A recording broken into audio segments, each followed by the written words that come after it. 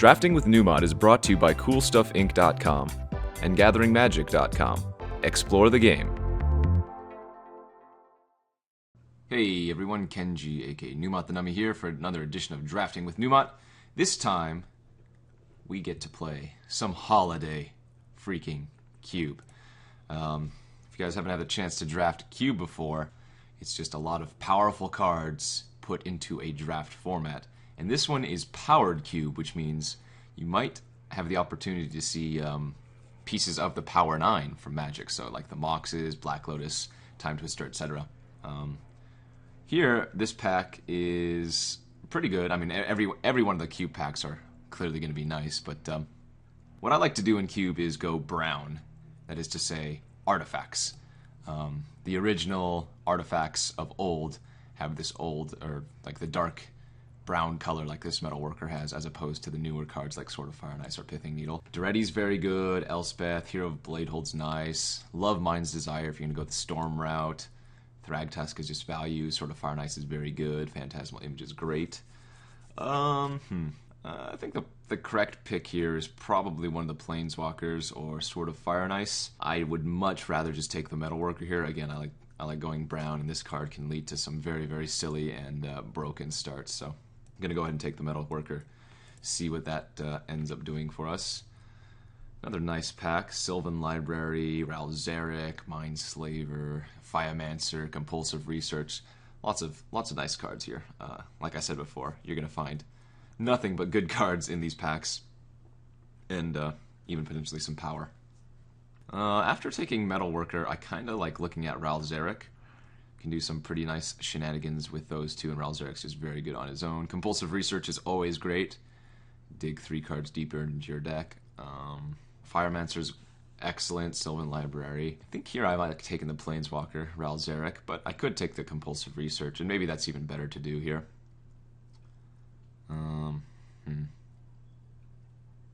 You know, when in doubt, you should probably take the Planeswalker, but I think Compulsive Research is just too much value. 3 cards, yes please. Ooh, and, well, wow. So we got past some of the best cards possible. Umezawa's Jitte, one of the best equipments in the game, if not the best. The thing about Powered Cube is it gets a little bit worse than non-Holiday Cube, just because, you know, your opponents are going to be doing more broken things that don't necessarily require creatures. In fact, I would almost like to take the Tolarian Academy here, but I don't think you can pass the third pick Jitte. Other cards, Survival of the Fittest is great, Scalding Tarn, Zealous Conscripts for like the Kiki Jiki Splinter Twin combos, stuff like that.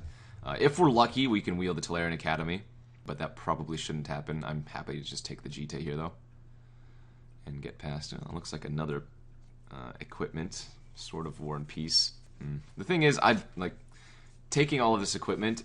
You have to play creatures, right? And creature decks are considered very fair in these formats. That is to say, you know, you're not comboing off and winning in one go. You're not doing absurd broken things. You're just playing creatures and good spells that work with creatures. I don't think this pack is very good otherwise, though, so I don't mind taking Sword of War and Peace. It's just that this is not necessarily the route I want to go down. Luckily for us, equipment are artifacts for the Metalworker. So we'll see where this leads to. Alrighty. Veneral's Disc, Whisperwood Elemental, Inkwell Leviathan, Lightning Greaves, Harmonize, Spectral Procession. I kind of like taking the Inkwell Leviathan here now that I've already picked up 3 artifacts to go with along with this Metalworker. Obviously, I can't equip any of my equipment to Inkwell Leviathan since it has Shroud, but it's still a really nice top-end piece to have. Yeah, I don't mind taking that. And we can always pick up a Tinker to make it real good.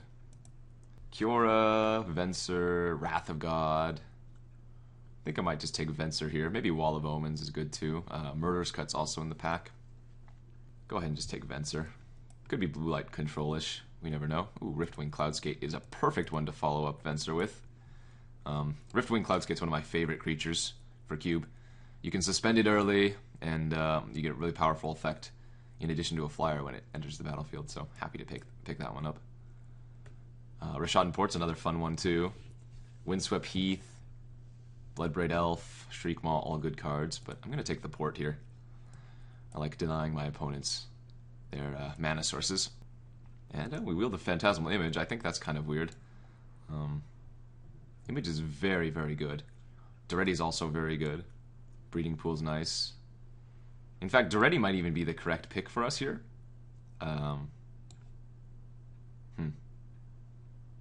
Because he works really nicely with Inkwell Leviathan.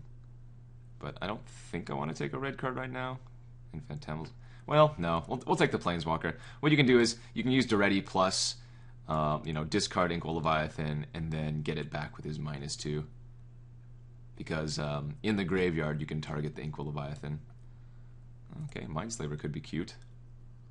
I'm going down the artifact theme, and if I'm able to pick up Academy Ruins, we can go infinite there. Gonna take Zealous Conscripts now, just in case we get the Kiki Jiki or anything like that. Alright, Greg Gargadon can also do some serious work if we pick up like an Upheaval later on. So not the best pack one, but definitely not the worst either. We have somewhat of an artifact theme going on. We have some very, very powerful top-end combo piece cards.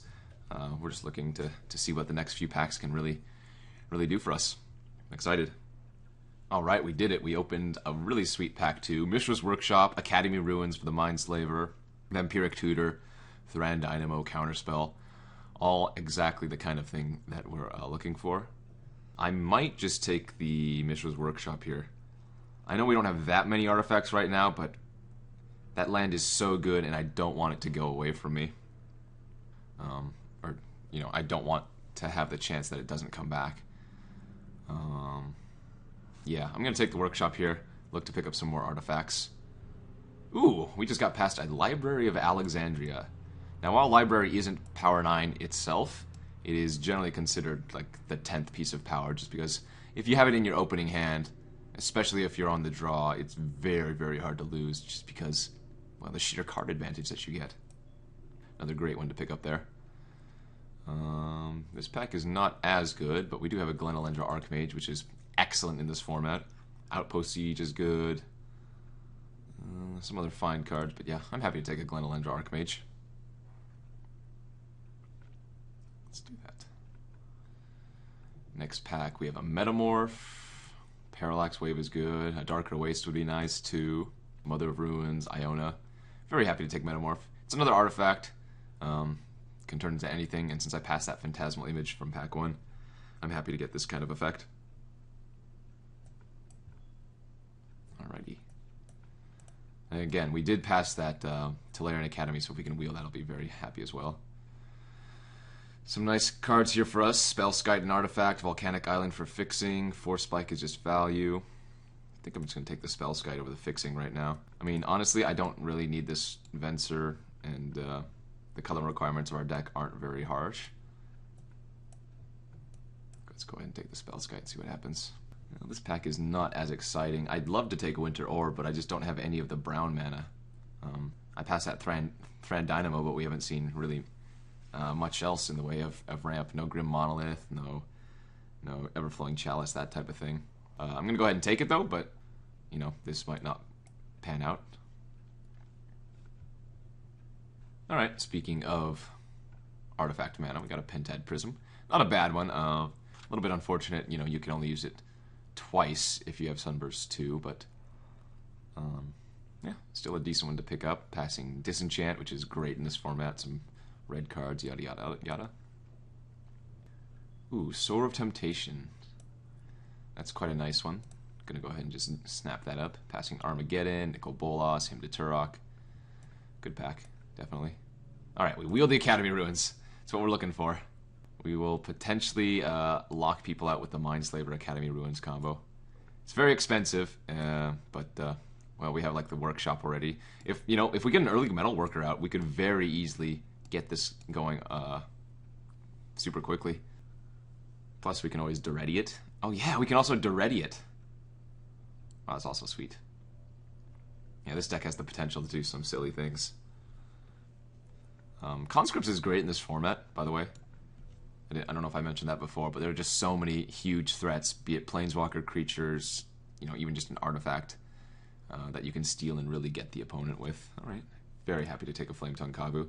Great with our Venser, a way to deal with critters. Gives us a reasonable clock of its own for power. Looks like we got an Outpost Siege back. Yeah, that seems fine. A little bit heavy on the 4s right now. Do need to pick up some more early game, if I could. I do love Parallax Wave, but again, we're not really white. I only have that Venser. Mastercore's also interesting. Yeah, take Parallax Wave. Ooh, Avalanche Riders, Smash to Smithereens. Avalanche Riders is kind of cute with Venser as well, but I'm going to take the Smash here. Probably end up main decking it. I mean, I could run the Jeskai Ascendancy too. It's kind of funny. Alright, Nether Void. One more pack to go. We've kind of solidified what the overall game plan is, which is to, well, okay, I lied. We just have some value cards, but I would like to get the Mindslaver lock going, because that just seems very, very cool. Open a great one here. Gonna just jam that Consecrated Sphinx. We are passing a Stoneforge Mystic, which would be good with the Jitte and the sword, but I don't think I can pass the Sphinx here. It's just too good. Also passing an Arid Mesa for good fixing. There's a win con for us. I mean, I guess we already have Library of Alexandria too. That card is very, very powerful.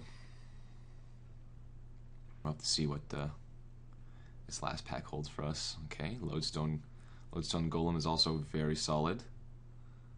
Could definitely end up taking that here. Steam Vents would be nice too. Mana War, not bad. I think I'm going to go ahead and take Lodestone Golem. Keep going with the artifact theme. Remember, because we have Mishra's Workshop, we can do a lot of silly things very, very early in the game. Control Magic, huh? Interesting. Duplicate's good. I think I just have to Control Magic here, though. Passing Grizzlebrand, Sun Titan, Courser, Stomp Howler. Okay. Moloku's good. Enlightened Tutor finds artifacts and enchantments, which is quite nice for our deck. Chain Lightning's fine. Might just have to take Moloku here. Not the most exciting thing for our deck, but it's fine. I mean, I could also just take like Chain Lightning and Hellkite. Kind of get rid of Venser. Go more aggressive as opposed to control-y. Yeah, it might just be Chain Lightning here. I'm going to go ahead and take Chain for some early interaction. Ooh, Bazaar of Baghdad's funny. Deceiver Exarch. I don't think we've seen Kiki Jiki or Splinter Twin, though, but we do have two of the pieces if I decide to take the Deceiver Exarch here. Clifftop Retreat, Phyrexian Revoker. I think we're going to go with the Revoker. Another artifact. Plenty of targets for it to hit in this format. And it's, you know, at worst case, 2 mana, 2/1. Alright, looks like I might just be taking another burn spell here in the form of Searing Spear. Nothing too exciting. Narset doesn't seem good here for me. And a Rift Bolt, I guess. There's a Rakdos's Return, which is kind of cool. Yeah, nothing too exciting. Take another burn spell, I guess. So our deck really doesn't have a centralized theme. It's kind of just red, blue, good stuff with artifacts. You know, we could potentially get the Academy Ruins, Mindslaver lock going, but we just don't have that fast mana besides Metalworker. I'm gonna go ahead and take the Golgari Signet here, though. Seems good for us. I mean, even if it's double off color, it still should be okay to do. Passing Ancient Grudge, which is good against us. Yada, yada, yada. This might just be the deck. Maybe considering splashing for Venser if I get one of those white sources back on the wheel. We got an early Jitte and Sword of War and Peace, but they're not looking the best. I mean, I guess we have enough creatures that they'll be fine, just not the most amazing thing. I guess this Winter Orb is also not very good in this list at the given moment. Brimstone Volley, Punishing Fire, Lavamancer. Guess I'm just going to take another burn spell here. Mana War's good. Bonfire's not bad either. Yeah, I'm going to take the Mana War, though, since we do have those double swords. Magus of the Moon could definitely hose some people. I mean, I don't want to run it here since we have a lot of non-basics ourselves. Just take Char. Lightning Helix. Pride Mage. Yeah, you know what? I might just be cutting the Mindslaver lock, the Inkwell Leviathan, the Metalworker and going more red, blue aggro. Get the Torch Fiend in there. Get the Searing Spear. Get the Rift Bolt. Get the Smash. Get the Blaze. Let's see, and I can cut like the Pentad Prism. Cut the Duretti. Yeah, this looks better to me. Just going red-blue aggro instead. I mean, I know it wouldn't have been as sweet as going off with Mindslaver and Academy or whatnot, but I think this is more synergistic altogether. So I'm at 26 cards here. I need to cut at least 2 or 3 more. Maybe I don't need to main deck the Smash. I think it's completely main deckable in the format, but we can pull it out of the sideboard, I suppose. Riftbolt, Sword. I might cut the Control Magic or Sower too, which seems absurd, but it might not necessarily be the thing that I need. Maybe Outpost Siege is a little bit too slow as well, although it gives me recurring card advantage, which is nice, but I do have like Consecrated Sphinx, and just the equipment can do the same thing.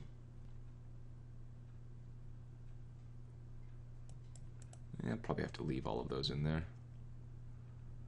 Yeah, I'm going to cut the Outpost Siege. I don't know if that's correct, but I'm going to do it. And then one more. Maybe Stormkirk Noble. I mean, this would be fine in the deck, but if you draw it late, you're just not happy at all. Yeah, that's probably a good cut. We still want to run the Library. I could run the Port, but I do have a lot of doubles. So I think it's probably safer just to run the Library and then go 8/8. Play it safe. Alright, I think this deck is actually pretty good. It's not doing anything super unfair, which a lot of the decks in the format can do, but we definitely have ways that we can punish the slower decks or the greedier decks. So I think we're going to ship this, and we'll see you guys back for round 1. Thanks for tuning in. Thank you for watching Drafting with Numot. If you haven't already subscribed to Gathering Magic, you can do so to receive news of upcoming videos and discover new content. You can also check out our playlist that contains every episode of Drafting with Numot. And don't forget, you can easily watch the next video by clicking on the annotation on screen or a direct link in the video's description box. And as always, thanks for watching.